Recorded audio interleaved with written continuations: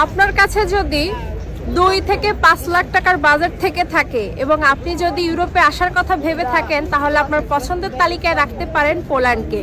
যারা পোল্যান্ডে আসতে চাচ্ছেন বা যাদের বাজেট কম এবং ইউরোপের কোনো কান্ট্রিতে ঢুকতে চাচ্ছেন, তারা কিন্তু ব্যাচেলার অথবা মাস্টার্স অথবা পিএইচডি যেটার জন্যই হন না কেন, আপনারা কিন্তু পোল্যান্ডকে পছন্দের তালিকায় রাখতে পারেন।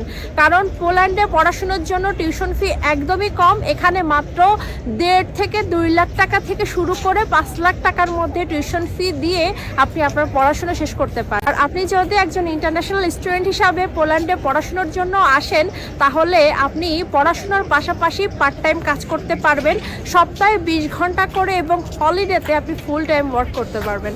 এবং এখানে পার আওয়ার যে ইনকাম করতে পারবেন পড়াশোনার পাশাপাশি, তাই দিয়ে আপনার লিভিং কস্ট খুব ভালোভাবে কিন্তু চালিয়ে নিতে পারবেন।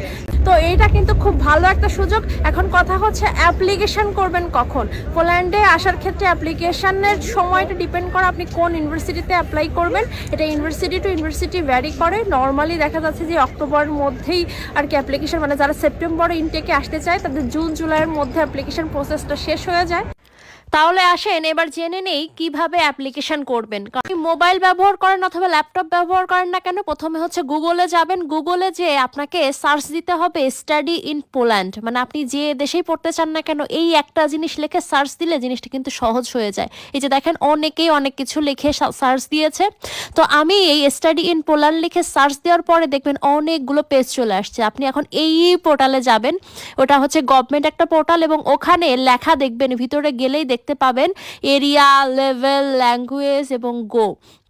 তো এখানে আপনি সায়েন্স, আর্টস, কমার্স, আপনি কোন লেভেলে পড়তে চান, যেমন ব্যাচেলার হোক, মাস্টার্স হোক, এবং ল্যাঙ্গুয়েজ, ইংলিশ ল্যাঙ্গুয়েজে যদি পড়তে চান তাহলে ইংলিশটাকে সিলেক্ট করবেন এবং গো লিখে, মানে গো বাটনে সার্চ করলেই হচ্ছে আপনি দেখবেন ডিটেলসে চলে আসছে যে পোল্যান্ডের কোন কোন ইউনিভার্সিটিতে এই সাবজেক্টগুলো আছে। ইভেন আপনি হচ্ছে সায়েন্স রিলেটেড যত সাবজেক্ট পান, আর্টস রিলেটেড যত সাবজেক্ট আছে, কমার্স রিলেটেড যত সাবজেক্ট আছে, সব কিন্তু ওখানেই চলে আসবে এবং রিকোয়ারমেন্ট অনুযায়ী অ্যাপ্লাই